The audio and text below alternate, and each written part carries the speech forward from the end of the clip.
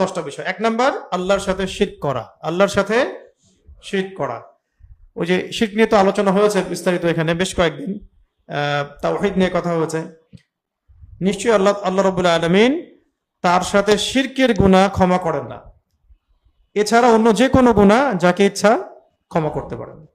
তওবা করলে শিরকের গুনাহ মাফ হবে, কিন্তু তওবা না করে শিরকের উপর মৃত্যুবরণ করলে অবস্থা ভয়াবহ। যার আমল নামায় শিরক থাকবে নিশ্চিত জাহান্নাম, আর যার আমল নামায় শিরক থাকবে না, যত গুনাহই থাক, একদিন না একদিন জান্নাত। যার আমল নামায় শিরক থাকবে জাহান্নাম ছাড়া রাস্তা নাই। 2 নাম্বার, আল্লাহ এবং বান্দার মাঝে মধ্যস্থতাকারী স্থাপন করা।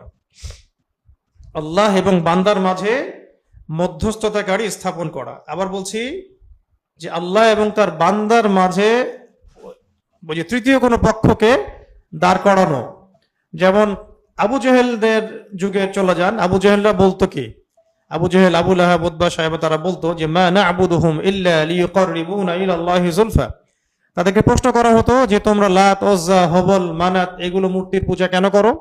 তারা বলতো যে মা না'বুদুহুম ইল্লা লিয়ুকাররিবুনা ইলাল্লাহি যুলফা, আমরা তো শুধু এই জন্যই তাদের ইবাদত করি যে এই মূর্তিগুলো আমাদেরকে আল্লাহর কাছে পৌঁছায় দিবে, মানে এই মূর্তিগুলো আমাদেরকে আল্লাহ পর্যন্ত পৌঁছায় দিবে। এই যে মধ্যস্থতাকারী স্থাপন করা, এখনো বাংলাদেশের প্রেক্ষাপটে বহু কবর পূজারী, মাজার পূজারী এইভাবেই এই আকীদাই পোষণ করে। এই শিরকি আকীদা আর আবু জেহেলের আকীদার মধ্যে কোনো পার্থক্য নেই। বুঝতে পারছি? আল্লাহ এবং বান্দার মাঝখানে কোনো মধ্যস্থতাকারী রাখা যাবে না। শুধু আল্লাহ এবং বান্দার মাঝখানে আছে নবী সাল্লাল্লাহু আলাইহি ওয়াসাল্লাম এবং তার আদর্শ, এর মধ্য দিয়ে আল্লাহকে পাইতে হবে। সাহাবায়ে কেরামের আদর্শ, তাদের মধ্য দিয়ে আল্লাহকে পেতে হবে, এই হলো বিষয়। এবং আমাদের আকাবির আসলাফদের মানহাজ, এগুলো আমরা ফলো করব। 3 নাম্বার হচ্ছে যারা মুশরিক বা কাফেরদেরকে কাফের মনে করে না, যারা মুশরিক বা কাফেরদেরকে কাফের মনে করে না বা তাদের কুফরিতে সন্দেহ পোষণ করে, তারাও ঈমান থেকে বের হয়ে যাবে। ধরেন কোন একজন ব্যক্তি, মুসলমান নামধারী একজন ব্যক্তি যদি মনে করে যে কাদিয়ানীরা আসলে কাফের না, নাউযুবিল্লাহ, এরকম যদি মনে করে তাহলে সেও কাফের, সে ঈমান থেকে চলে গেছে। যদি বলে না আসলে সনাতন ধর্মটা কুফরি না, খ্রিস্টান ধর্ম ওটা কুফরি না, ইহুদি ধর্ম ওটা কুফরি না, মানে ওর কাছে এগুলো ভালো লাগে, তাহলে বুঝেন সেকুলারিজমের মধ্যে থাকার মধ্যে কি বিপদ, ঈমান থেকে বের হয়ে গেল। কেউ যদি এক কথায় কাফিরকে কাফির মনে না করে, মুশরিককে মুশরিক মনে না করে এবং এতে কোনো সন্দেহ পোষণ করে, তাহলে সেও কাফির হয়ে যাবে। 3 নম্বর বিষয়। 4 নম্বরে আসেন। 4 নম্বর হলো, এটা আরো কঠিন, এবার তো বলবেন যে বাংলাদেশে মুমিন আছে কয়জন? 4 নম্বর হচ্ছে যারা বিশ্বাস করে যে অন্যের হেদায়াত বা অন্যের দেখানো পথ নবী সাল্লাল্লাহু আলাইহি ওয়াসাল্লামের পথের চাইতেও উত্তম, এবং যারা মনে করে যে আল্লাহ এবং তার রাসূলের বিচার বা হুকুম, আল্লাহ এবং তার রাসূলের বিচার বা হুকুম অপেক্ষা তাদের বিচার বা হুকুম উত্তম, তাহলে তারা কাফের হয়ে যাবে, ঈমান থেকে বের হয়ে যাবে। সাংস্কৃতিক অঙ্গনে যান, শিক্ষা অঙ্গনে যান, রাজনীতির মধ্যে যান, অর্থনীতির মধ্যে যান, হ্যাঁ, আরো যে ফিলোসফিক্যাল থটস যেগুলো বাংলাদেশে আছে ওগুলোর মধ্যে যান, দেখেন তাদের আকীদা, দর্শন, কথাবার্তার ধরনগুলো দেখেন ইসলাম থেকে।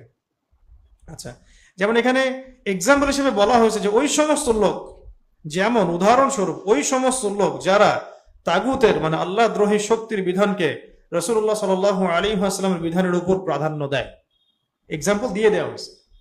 ওই সমস্ত লোকেরাও এর অন্তর্ভুক্ত যারা মানব রচিত বিধান বা মতবাদকে ইসলামী বিধানের উপর প্রাধান্য দেয়। 5 নম্বর শোনেন। 5 নম্বর হচ্ছে যে ব্যক্তি, এবার তো মুশকিল, আরো কঠিন, যে ব্যক্তি রাসূলুল্লাহ সাল্লাল্লাহু আলাইহি ওয়াসাল্লাম যা নিয়ে এসেছেন, যে ব্যক্তি রাসূল সাল্লাল্লাহু আলাইহি ওয়াসাল্লাম যা নিয়ে এসেছেন মানে দ্বীন ইসলাম, কুরআন, সুন্নাহ, এই তো যা নিয়ে এসেছেন, সে অনুযায়ী আমলও করে, কিন্তু এই দ্বীনের কোন বিষয়ের উপরে ক্রোধ রাখে বা বিদ্বেষ রাখে বা অবজ্ঞা পোষণ করে, সেও কাফের। কঠিন বিষয়, মানে আপনি আল্লাহ এবং তার রাসূলের পক্ষ থেকে যা এসেছে মানে দ্বীন ইসলাম, কোরআন এবং সুন্নাহ, এর উপরে ধরেন আমলও করছেন কেউ একজন, কিন্তু ইসলামী কোনো বিধানের উপরে সে হিংসা তো না, বিদ্বেষ পোষণ করে, তাচ্ছিল্য করে, অথবা এটাকে অবজ্ঞা করে, সেও কাফের। আপনি 5 ওয়াক্ত নামাজ পড়ছেন, দিনের অনেক বেসিক ফান্ডামেন্টাল পালন করছেন, কিন্তু পড়ছেন আর পর্দার বিধান এই যুগে চলে নাকি, ব্যাস, ইসলামী আইন এই যুগে চলে নাকি। 6 নম্বরটাও শুনেন, এটা আরো মুশকিল।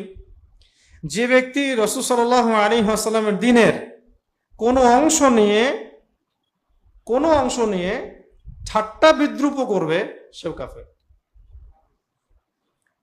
দ্বীনের কোনো অংশ নিয়ে কেউ যদি একটু ঠাট্টা বিদ্রূপ করে, সেও কে? কাফের। দাড়ি রাখছে, এর বললো উদাহরণ আপনাকে, হুজুর হয়েছিস বেটা, দাড়ি রাখছিস, কি কাকে টিটকারি করলো? দাড়িকে। ব্যাস, ইমান হারা হয়ে গেল। টুপি পরে ঘুরে বেড়াইস, মুশকিল। ইসলামী পোশাক পরছিস, হ্যাঁ। এটা সূরাতুল তাওবার মধ্যে আসছে 65-66 নম্বর আয়াতে। কুল আবিল্লাহি ওয়া আয়াতিহি ওয়া রাসূলিহি কুনতুম তাস্তাহজিউন, বলো তোমরা কি আল্লাহ এবং তার রাসূল বা আল্লাহর আয়াত সম্পর্কে ঠাট্টা বিদ্রূপ করতেছো? তাহলে ইসলামের কোনো বিষয় নিয়ে কেউ যদি ঠাট্টা বিদ্রূপ করে, কি হবে? ঈমান থেকে বের হয়ে যাবে। 7 নাম্বার জাদু করা। 7 নাম্বার কি? জাদু করা। কেউ যদি জাদু করে, জাদুবিদ্যার চর্চা করে, হ্যাঁ, যে কোনো কারণেই করুক, স্বামী স্ত্রীর মধ্যে মিল মহব্বত সৃষ্টি করার জন্যও কেউ যদি জাদু করে, এই জাদু হারাম, কুফরি, কবিরা গুনাহ। আর বাকি অন্য উদ্দেশ্যে করলে তো শেষ। 8 নাম্বারটা হচ্ছে যে কাফের মুশরিকদের পৃষ্ঠপোষকতা করা এবং মুসলমানদের বিরুদ্ধে তাদেরকে সাহায্য করা, করলে ঈমান ধ্বংস হয়ে যাবে, ঈমান বের হয়ে যাবে। কাফের মুশরিকদেরকে পৃষ্ঠপোষকতা করা আর মুসলমানদের বিরুদ্ধে তাদেরকে সাহায্য করা, বাস মূলনীতি বলে দিলাম, বাকিটা মিলান।